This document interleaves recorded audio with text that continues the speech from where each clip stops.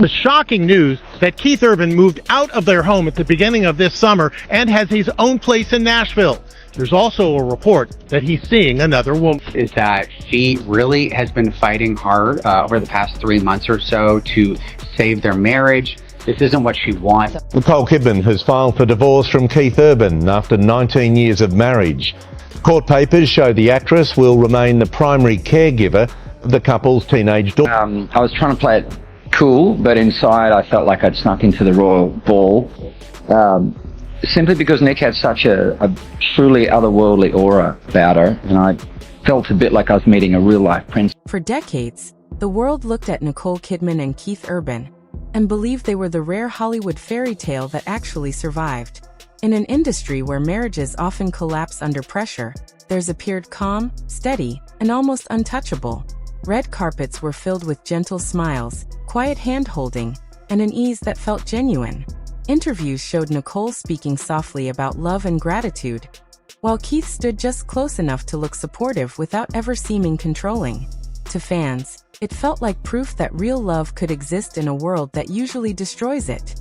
That's why people were stunned when Nicole, now 58, finally opened up in a way she never had before.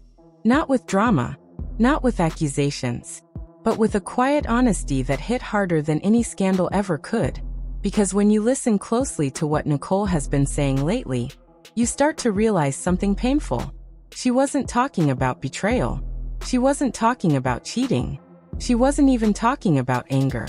She was talking about loneliness. And that one word changes everything. Nicole didn't wake up one day and decide her marriage wasn't working. This wasn't sudden. It was slow. It was quiet. It was the kind of emotional distance that grows while everyone else believes everything is fine. She spoke about giving everything to her career, her children, and her marriage, only to slowly lose the space where she existed as herself. She admitted that for years she convinced herself that love meant endurance, that strength meant staying quiet, and that gratitude meant never asking for more than what you were given. When Nicole first met Keith, she was coming from a place of deep vulnerability. Her past had left scars she rarely discussed publicly. She had lived through chaos, heartbreak, and public scrutiny that reshaped her understanding of love. What she wanted then wasn't fireworks. She wanted peace. She wanted safety. She wanted something that didn't feel like survival anymore. Keith felt like that answer. He was gentle where her life had once been overwhelming, calm where her world had been loud, consistent where she had known instability. And for a long time that was enough. It wasn't just enough, it was healing. Their relationship became a soft place to land, a refuge from the noise that had surrounded her for years. But time changes people. Needs evolve. And sometimes, the very thing that once saved you becomes the thing that slowly starts to confine you. Nicole has admitted that there were moments she felt emotionally invisible. Not ignored, but unseen. Like she was present in the marriage, doing everything right, while quietly disappearing inside herself. She spoke about smiling in public while feeling heavy in private, about being surrounded by love, yet not always feeling emotionally held. That was the part fans weren't ready to hear, because it challenged the idea that a marriage has to be toxic or explosive to be painful. Sometimes it's the quiet pain that does the most damage, the kind that doesn't leave bruises or headlines, but slowly erodes your sense of self. The kind that convinces you to minimize your needs because everything looks good enough from the outside. The turning point, according to Nicole, wasn't a fight. It wasn't a scandal. It wasn't a moment of betrayal. It was a realization. She described asking herself a simple but terrifying question. If nothing changes, can I live the rest of my life like this? And the answer scared her. Not because she didn't love Keith, but because she had stopped recognizing herself. She admitted that she stayed silent for years because she didn't want to disappoint anyone. Not her children. Not her fans. Not even the version of herself that believed love meant sacrifice without limits. She protected the image of her marriage with the same intensity. She protected her privacy. And in doing so, she protected everyone except herself. When Nicole finally began speaking more honestly, fans noticed the shift immediately. Her words carried weight. Her tone felt different. Less careful. More reflective. She talked about emotional neglect not as blame, but as reality. About how two good people can still grow apart if they stop meeting each other in the middle. About how love doesn't necessarily disappear, but connection can. That's when people began rethinking everything they thought they knew. This wasn't about divorce papers or dramatic revelations. It was about emotional truth. About a woman at 58 choosing honesty over comfort. About admitting that staying isn't always strength. Sometimes leaving emotionally is the bravest thing you can do. Nicole explained that her silence wasn't avoidance. It was survival. She didn't speak sooner because she needed time to sit with her emotions, to separate what she truly felt from what she thought she was supposed to feel.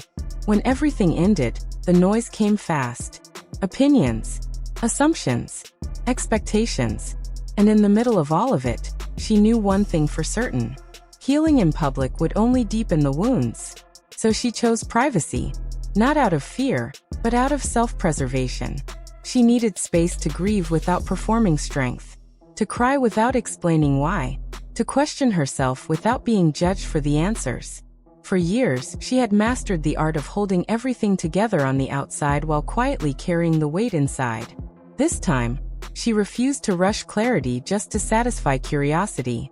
Understanding her own feelings mattered more than controlling the narrative. Silence became her way of protecting what little emotional energy she had left. When Nicole finally found her voice, it didn't arrive with spectacle or sharp edges. There were no explosive interviews or carefully timed headlines meant to dominate the news cycle. What came instead was something quieter, heavier, and far more honest. Her words were shaped by long nights spent alone with her thoughts, by moments of uncomfortable self-examination where there was no one to impress, and nothing to hide behind. Before she spoke to the world, she had to be truthful with herself. She didn't speak to punish Keith. She didn't speak to rewrite history or paint herself as a victim. In fact, she acknowledged that love existed, that memories were real, and that not everything had been broken from the beginning. What had changed was the weight of pretending. The effort it took to maintain the image of a perfect marriage slowly drained her peace. Smiling through uncertainty, staying composed through exhaustion, protecting a story that no longer matched her inner reality. Over time, that performance became heavier than the truth itself. Nicole reached a point where silence stopped feeling protective and started feeling suffocating. Holding everything together was no longer noble. It became costly emotionally, mentally, and spiritually. The polished image the world believed in required her to keep minimizing her own needs. And she realized she could no longer afford that trait. Not at this stage of her life. Not after everything she had already given. So when she finally spoke, it was an act of release, not retaliation. A decision rooted in self-preservation, not bitterness. She chose honesty because it was lighter than pretending, because peace mattered more than appearances, and because telling the truth, even softly, was the only way she could finally breathe again. Nicole acknowledged that love had existed and that respect hadn't vanished. But she also admitted that something essential had been missing for a long time. Emotional safety. The kind that allows you to rest instead of brace yourself. The kind that doesn't require constant understanding while your own needs wait quietly in the background. Letting go of the illusion hurt, but holding on to it was hurting more. She made it clear that her words weren't meant to dismantle Keith as a person. They were meant to release herself from the responsibility of maintaining a story that no longer reflected her reality. For years, she prioritized harmony, smoothed edges, and downplayed her exhaustion so everything could appear intact. Over time, that effort turned into emotional fatigue. Not anger, not resentment, just deep, bone-level tiredness. By the time she spoke, she wasn't looking for sympathy or validation. She was looking for honesty, the kind that finally allows healing to begin. She wanted to name her experience without assigning blame, to acknowledge the pain without weaponizing it. That balance wasn't easy, but it was necessary. In the end, Nicole's decision to speak was an act of quiet courage. It wasn't about reopening wounds or winning public favor. It was about reclaiming her voice after years of restraint, about choosing truth over appearance, about allowing herself to be human, imperfect, hurt, and still deserving of peace. Fans reacted in waves. Some were shocked. Some were heartbroken. Some felt deeply seen. Women, especially, connected with her words because so many have stayed in relationships that weren't abusive or dramatic, just quietly unfulfilling. Relationships where they weren't unhappy enough to leave, but not fulfilled enough to stay forever. Nicole's story cracked open that conversation.